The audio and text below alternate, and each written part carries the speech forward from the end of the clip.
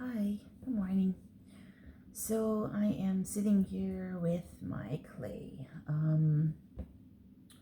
I was in Georgia, I think in early March, something like that, late February, and um, we were in this place called Satinakuchi, and it was like the birthplace of folk pottery, specifically face jugs, and it was pretty cool. It had a really nice history there. And I remember as a child working with clay, like having taking some ceramics classes, and I really enjoyed it. And so I, yeah, I came home and I wanted to pick it up again, and so that's what I'm doing. But there's definitely a learning curve because um, doing clay at 7 years old and uh, just trying to pick it up again is not quite as uh, easy as it sounds. But then again, it is too because it's just no pressure. I'm not going to, um, you know, be a famous artist or anything like that. It's really strictly for enjoyment, to kind of get my hands dirty and uh, just kind of enjoy what I'm doing. And I also like it because I really do feel a sense of, um, or it really is an opportunity to really just kind of be quiet, and of course I'm not being quiet now because I'm talking to y'all, but um, it is an opportunity to just kind of get into my own thoughts, and really kind of work some things out, sort of like how good journaling is for, like, working thoughts out and whatnot. I feel like this is kind of the same. It's I'm not putting it down on paper, but I'm definitely kind of working through some things in my mind. um, yeah, yesterday I I spent a whole bunch of time um, watching YouTube and scrolling, and I mean, there's definitely some things that were helpful, that were interesting as far as like learning a craft, learning some technique with working with clay, um, some things about YouTube, and of course I like watching spiritual videos and whatnot. Um, but I also spent a lot of time like watching nonsense stuff, like just I think my newest thing so far is, or has been, um, watching these videos of like aliens in the sky. People think they're seeing aliens or just like strange stuff, like people showing videos of like reptilians and um, what else? Shape shifting or whatever, just strange stuff. And a lot of it is like, oh, that's very interesting. But most of it is like, that's so ridiculous. Um, and so you got to take it with a grain of salt, because it is what it is, am I a ther- uh, conspiracy theorist? Absolutely. Like I am so open to um, the possibility of things being absolutely crazy, and the possibility of a reality that is so not what we've been um, told or programmed with. I'm absolutely open to those things, and I really really feel there's probably more likely yes than not, a lot of crazy shizit that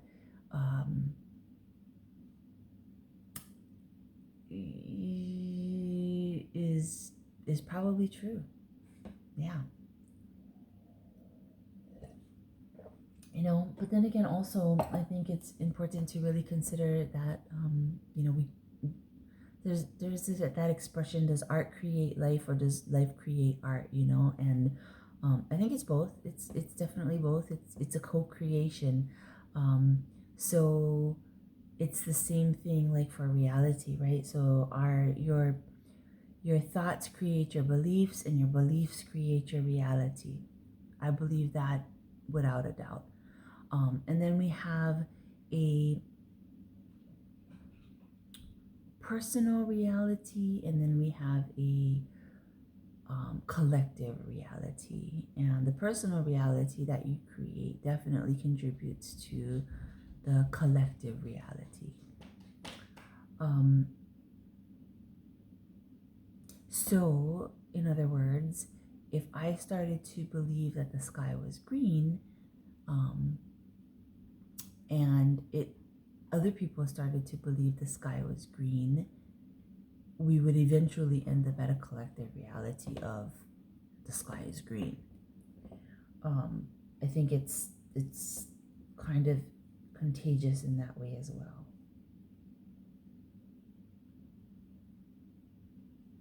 I'm gonna think on that for a second.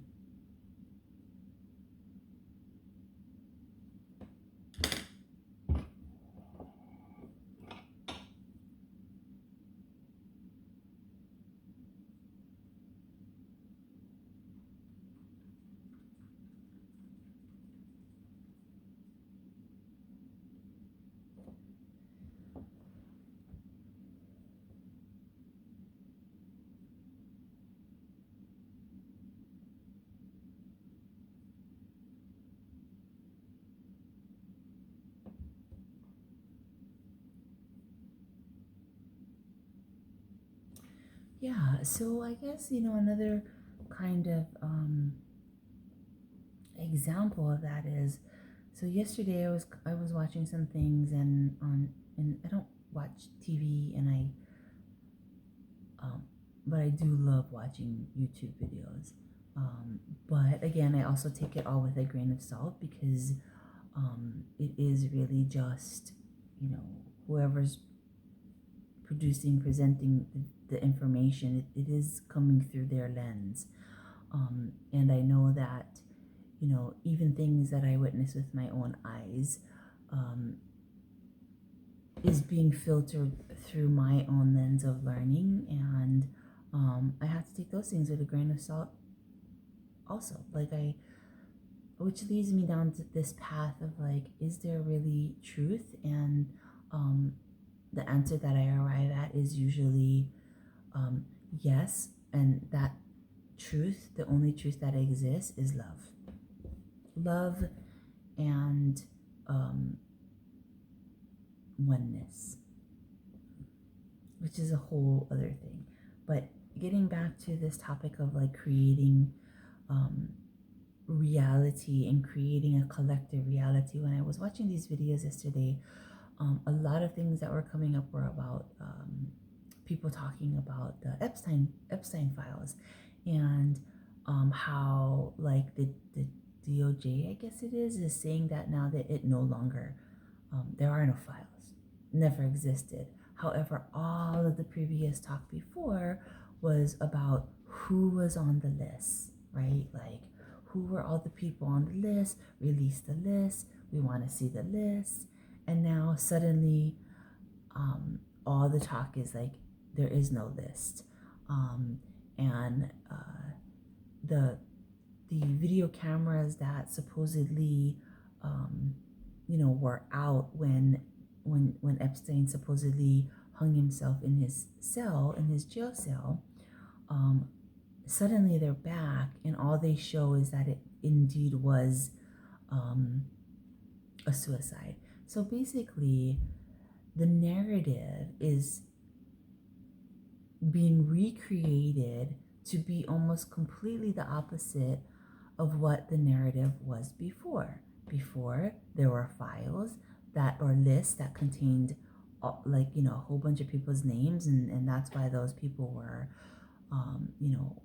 like really not wanting to be exposed as being on the list and blah blah blah, and that Epstein died in his prison cell, and there was all this speculation about whether he was murdered or not, and it really seemed like he was, because the video cameras that were supposed to be on him, those videos were suddenly like disappeared somehow, and the guards who were on duty somehow like you know fell asleep or something ridiculous like that. But and so the assumption, or it led you to believe that like he didn't actually commit suicide, that possibly somebody went in there and murdered him. And now the story's completely different. And so when you think about narratives, right, and what is put out into the world, and what people believe, there's like all these different like echo chambers, or little cohorts or whatever, little places of what like balls of where people believe one thing, and that's all they know is in that little like echo chamber. And then of course there's another one that can believe completely the opposite. And so it's interesting like how reality works. Like it is a multiple I don't know, I'm struggling with that this morning, but multiple dimensional reality. There's a multiple like contradicting truths can exist at the same time. And this narrative of the Epstein files never having existed, if they play it long enough, if they put it out there long enough, if it's repeated long enough, people are gonna start to believe that, and then it becomes the collective reality where no, there never was any files, or no, there always were videos showing that he hung himself. And so that's just one example of this collective reality, I think. And so that's why I think it's really, really important for us to be accountable to ourselves, like take everything you see and hear in the news or on social media, or anything, as like take it all with a grain of salt. Definitely do your research, but then also be aware that there is something called confirmation bias. So if there is a particular thing that you want to believe, that you could very well subconsciously be doing all the research and gathering information that is going to support that thing that you want to believe. And so even that is like, can you trust that, right? So it just always just brings me back to this place of like, what is truth, and how do you really know what truth is, and is there really truth? And I kind of always come back to, I think love is the only truth that there is. And love is oneness, So, yeah, but love has its shadow too, which is fear, right? So, it is all one thing, but everything has its shadow. So yeah, it's a little crazy, a little complicated,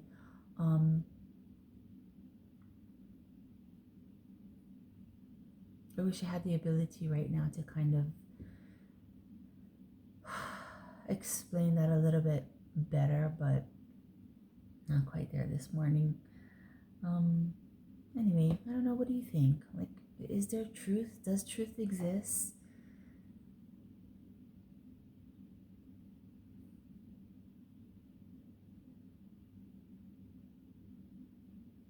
What are your thoughts about a multi-dimensional reality?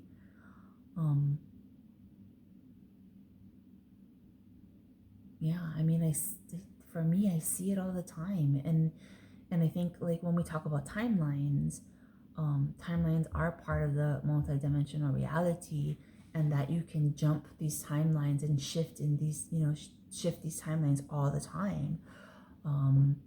And I do believe in like the 0 point energy where, to me, that is the point where all possibilities exist, all dimensions exist, all where everything is in that exact point, in that exact moment. Everything is all time, past, present, future, all space. Everything exists in that 0 point energy. And I feel like that's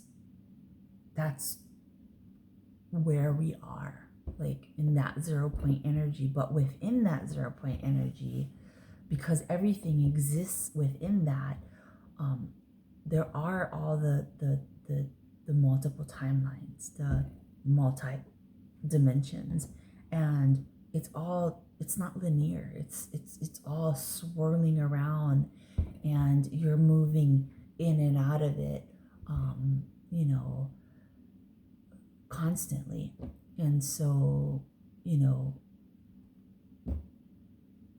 yes, in this particular timeline that I'm in right now, this clay exists. I'm wearing these glasses, but could I jump into a timeline where I didn't need glasses? Absolutely possible. How do I do that? Through belief. That's what I think. Through, if I could arrive at a place in my mind, like that the Hermetics say all is mind. And so if I could arrive at a place in my mind where my eyes were completely healed, I didn't need any glasses, and I believed that fully, without a doubt, then I do believe that would be my reality, but it's not, it is simple for like little things, I think, but it's not simple in the sense of like moving past the blocks in your mind, moving past the things that you've been programmed with or conditioned with, requires a deep, deep connection with yourself and a deep, deep belief that anything is possible. Yeah, so you see how this is kind of circular as well. Apparently, also, I can't talk and work at the same time. It was totally my intention to come here and and work on these things and have a conversation while I worked on these things, but clearly not the easiest thing to do. Apparently, my mind is very much wanting to work on one thing at a time. Yeah, like it's like chewing gum and walking, which I can do, but apparently I can't work on clay and talk at the same time. At least not about things that require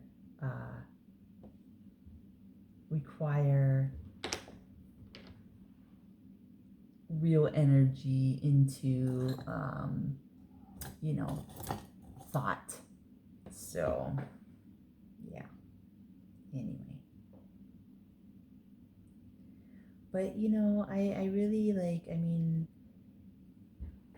for a long, like when I first had what I call my spiritual awakening, which was like a complete shift. It was exactly as people describe it. Was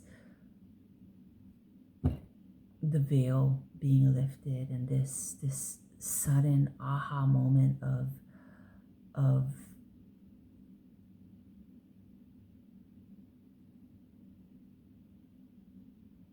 what was behind everything, that the world was so much larger than I thought it was, that reality was so much more than surface level, right?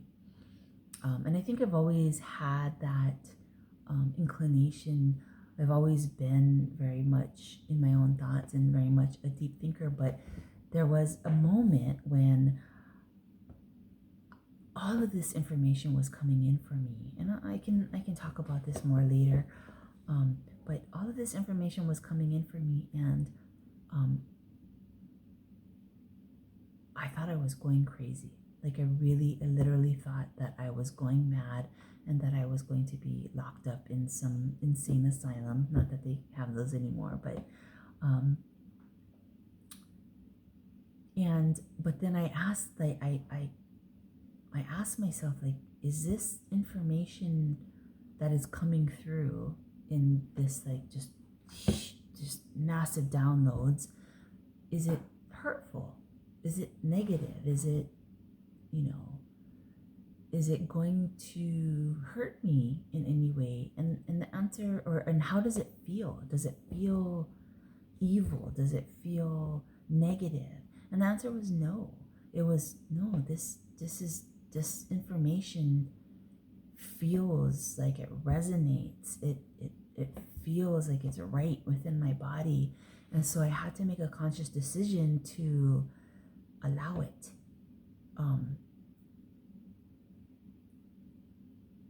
And sometimes that's all it is clearing that block. And it really is like a dam, like that is like blocking spirit from coming through, right? Like is blocking our life force energy from being fully present in our bodies. And when I surrendered to that information coming through, like, whoa, it just like exploded within me. And there was still like this idea of like, oh my God, if I share any of this with people, they're gonna think I'm crazy, and so I had to keep a lot of it to myself until I was in that place where I felt safe to like I was comfortable in a space of accepting it within my own body and my own mind, my own spirit, but I wasn't in a place of being comfortable enough to actually speak it as my truth in front of others. So I am now, but I still sometimes feel like, okay, that might be way out there for people to kind of accept. Like it is my truth, but I can understand how it might be way out there. Of course, I lost my whole point of this, but I guess what I'm asking is, have you experienced anything like this? And, how do you understand reality? And, because again, like I'm always open to understanding things in new ways, and how I judge that is like how does it feel in my body and in my spirit, in my mind? Does it resonate? Does it feel good? Does it feel like love, or does it feel like fear? And if it feels like fear, like it's not mine. It's not for me.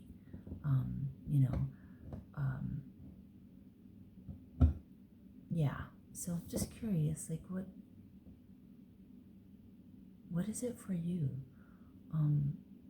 have you had a spiritual awakening, and what has been your experience of it? From what I understand, some people like they get it like in a rush. For other people, it's slow. The other day I was watching a video about, and there's actually like mainstream news video about a man who said he experienced an awakening through AI. That AI actually sparked a spiritual awakening within him, and it was interesting because his wife was like very concerned about this. Like, it just didn't sound right to her, and that was the whole news story. Interesting. I don't know. I have some thoughts about that, but I don't know. But anyway, please, like, like, this is a space where I really want to create some community, and um you know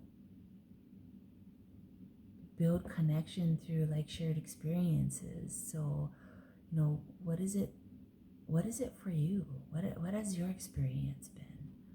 um and I'm gonna get better at this as I go on. I feel like this is, I kind of been like free flowing it, but maybe maybe I need to come up with like some topics and stay on topic, and that way we can actually have a real like discussion about one thing, instead of these thoughts that are all over the place. But I don't know. Let me know. What do you think? Meanwhile, I'm gonna leave it at that and try to work on my ceramics. I'm making a rat. Yeah. So it's not finished yet. But I kind of want him to be ugly. uh, yeah, and it's for somebody special. All right. Take care.